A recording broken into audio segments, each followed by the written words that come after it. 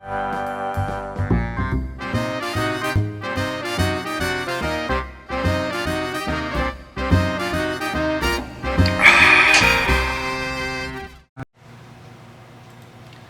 amigos, tudo bem? Aqui estamos nós mais uma vez com o nosso Bar do Vaz. E no Bar do Vaz, uma surpresa assim muito gratificante.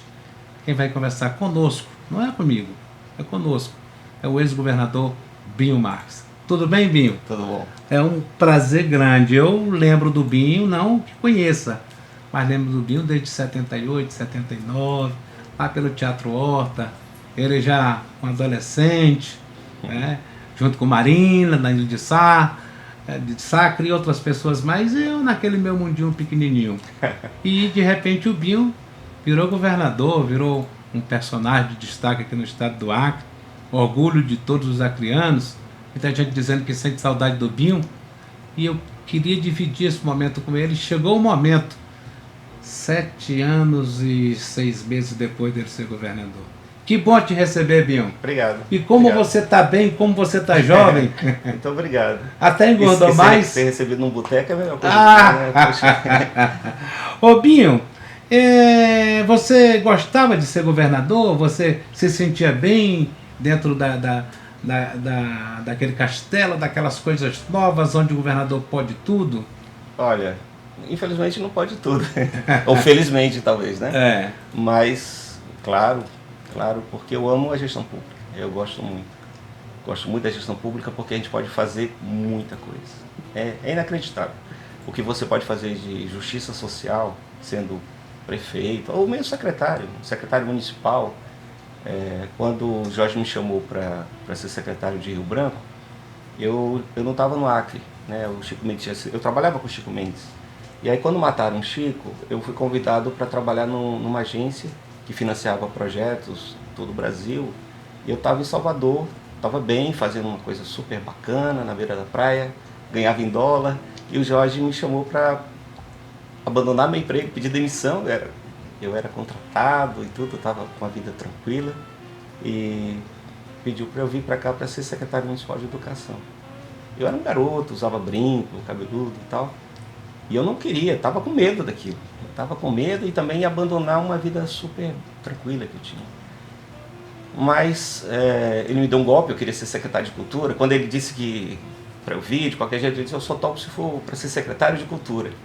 Ele disse: não, então vem aqui para a gente conversar. No dia que eu cheguei, no dia que eu pisei, que eu desci do avião, encontrei a manchete no jornal que eu era o secretário. Foi o primeiro que ele anunciou, o secretário de educação seria eu. Ele deu esse golpe e eu agradeço a ele. Porque acho que não tem coisa melhor do mundo do que ser secretário de educação. E eu aprendi muito com o Jorge, aprendi muito naquele período. Porque o Jorge tinha feito vários cursos sobre planejamento e foi aí que eu aprendi a fazer uma gestão pública com muita qualidade. Então, você perguntou se eu gostava de ser governador. Eu estou dizendo tudo isso para dizer que se era bom ser secretário de educação, imagine governador. Porque secretário de educação a gente pôde mudar a vida de muitas crianças que estão por aí já adultos, que nem sabem que a gente existiu na vida. Eles não têm ideia de que tiveram uma escola com mais qualidade porque a gente se dedicou a isso.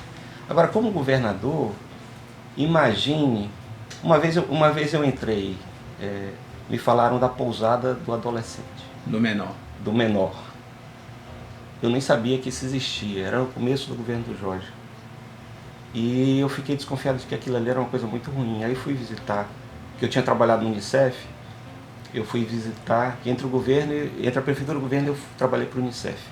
Eu fui visitar e eu fiquei completamente chocado de ver uma cela pequenininha, entupido de... Tinha criança de 11 anos até 17 anos na mesma cela. Sem trocar de roupa há não sei quantos dias, sem água, sem nada. Eu fiquei muito chocado com aquilo.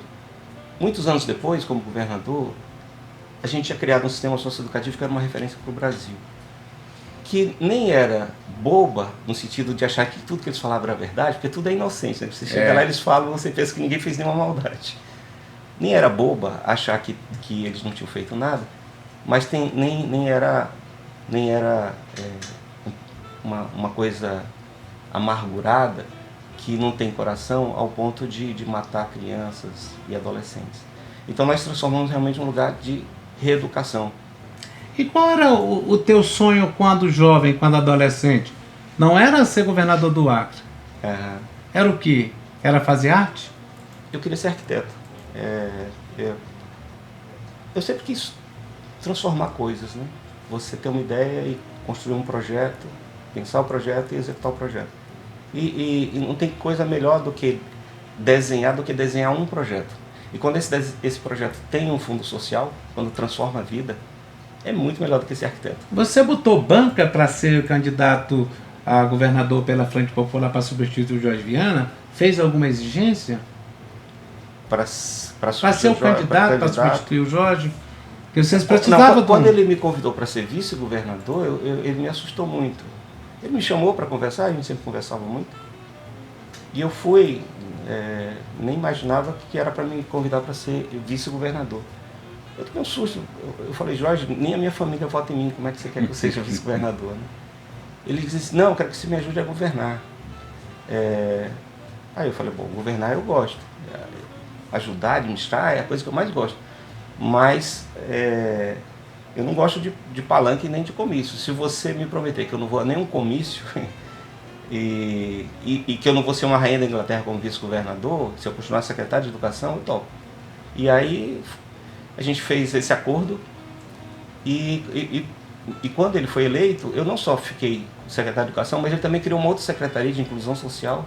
Então eu fiquei secretário de Inclusão Social, vice-governador e secretário de Educação ao mesmo tempo. Foi um período muito feliz da minha vida, que deu para fazer coisas incríveis. E para ser o candidato, a sucessão dele foi uma sugestão do partido, da coligação, ou já foi você gostou do cargo? Não, aí foi um sofrimento sem tamanho. Eu estava em Brasília, no Encontro Nacional de Secretários de Educação. O nosso candidato era o Tião. Na verdade, a Marina seria a nossa candidata, e ela disse que não queria sair do Ministério, porque ela já estava naquele momento numa briga com a Dilma. A Dilma queria que alguns projetos dela não fossem realizados. Ela disse, se eu sair, esses projetos não vão acontecer, então vou continuar para garantir esses projetos. A gente achava que o Tião podia ser o candidato e a legislação não permitiu. E isso foi muito em cima da hora. Quando o Tião não pôde ser candidato, o Jorge me ligou e disse, você vai ter que ser o candidato. Aí eu falei, de jeito nenhum, eu não tenho direito de dizer não. Eu tive tanto medo que nessa noite eu me cobria no cobertor, mas eu tremia. Nossa. Tremia de medo. Só lembrar da proposta. Eu não queria de jeito nenhum. Eu não tinha medo de governar. Eu tinha medo do comício. Eu tinha conseguido fugir do comício como vice-governador. Da promessa para aquela multidão. Ficar de frente para a multidão, falar para milhares de pessoas, isso não é meu perfil. Eu ser candidato, pedir voto para mim, eu sou militante. As pessoas falam que eu era governador técnico. Eu nunca fui mais técnico do que político. Eu sempre fui mais político do que técnico. Eu sempre fui militante. Desde os 16 anos de idade, eu era trotskista, eu sempre lutei por uma causa. Eu sempre tive uma causa, eu sempre fui político. Eu sempre fiz campanha para todo mundo. Eu só não queria fazer campanha para mim. Tem coisa mais chata do que fazer campanha para você mesmo. Então eu não queria isso. E aí, no lugar de vir para o Acre, eu fui para São Paulo para fugir, porque eu sabia que se eu chegasse aqui eu virava candidato. Quando eu cheguei em São Paulo, o Dom Moacir me ligou. Aí disse, e aí, Binho, tudo bem? Eu disse, bem nada. Eles querem que eu seja governador? Que história é essa, Dom Moacir? Eu não quero. Aí ele falou, eu vou te contar uma história. Você sabe o que eu disse uma vez para o meu bispo, quando eu era padre? Eu falei, o que, Dom Moacir? Eu falei para o meu bispo que o problema da Igreja Católica eram os bispos. Eu disse, Dom Moacir, você teve coragem de dizer isso? Disse, e sabe o que aconteceu comigo? Eu falei, o quê? Eu virei bispo. Ele queria que ele achava que eu não queria ser governador, porque eu tinha preconceito com os governadores. Não, o meu problema era outro, era excesso de timidez. Esse era o meu problema. Era esse? Mas governar, nunca. Eu estava em casa, estava tranquilo, à vontade em governar. Nunca tive nenhum problema em governar. Se tivesse concurso para governador, eu teria feito. Ô Binho, todos dizem, os que saíram, que é muito ruim o pós-governo, sente saudade do mandato, sente saudade do abraço amigo. Você teve esse problema depois de sair do governo? Não, na realidade eu queria sair do governo. No palanque eu já disse que meu governo seria de 4 anos, porque eu comecei lá em 93, quando o Jorge foi prefeito, eu já fui secretário municipal de educação. A minha filha, Maria Clara, nasceu em 93. Quando eu percebi, ela já estava grande, eu não tinha acompanhado isso. Então, quando o Jorge me chamou para ser governador, eu disse, mas Jorge, meu plano é ir para Brasília fazer o doutorado agora e cuidar da minha família. Então, esse era o meu objetivo. Então, eu não queria realmente ficar 2 mandatos, eu queria sair, eu achei que meu tempo já tinha terminado. Então, sair do governo foi outra etapa para mim tão interessante quanto ter ficado no governo.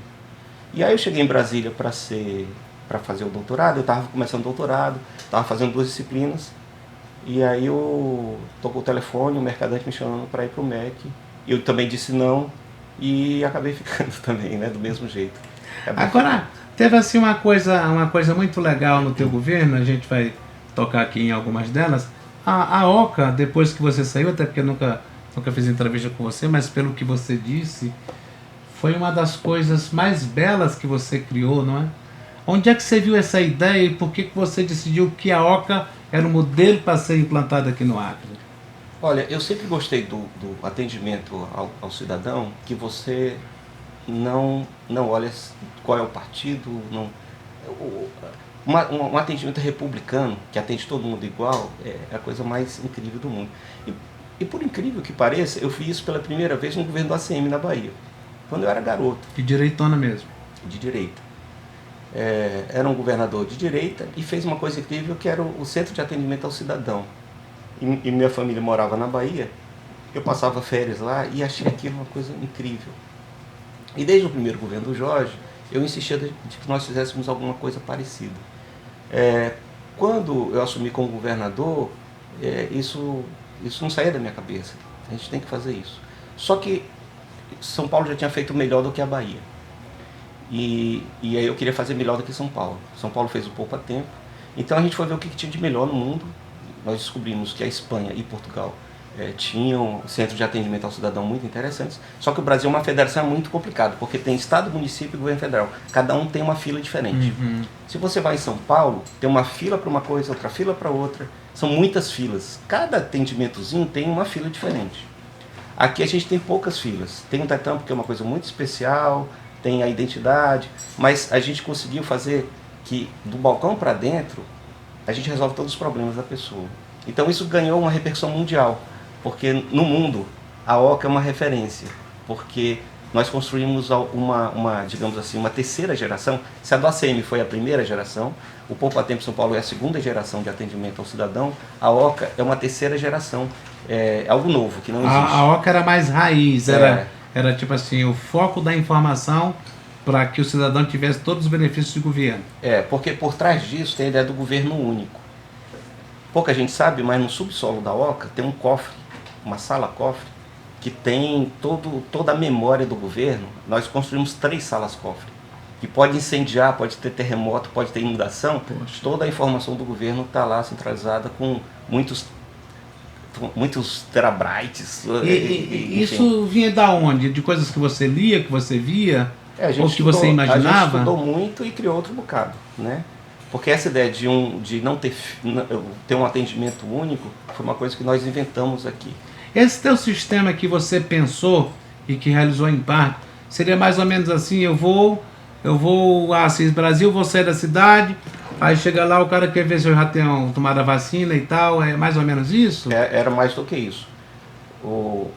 Ele ia chegar num ponto em que cada cidadão ia ter uma carteira, então ele ia no médico, quando entrava com aquela carteira, ali já tinha todo o histórico dele na saúde, tudo ia estar integrado.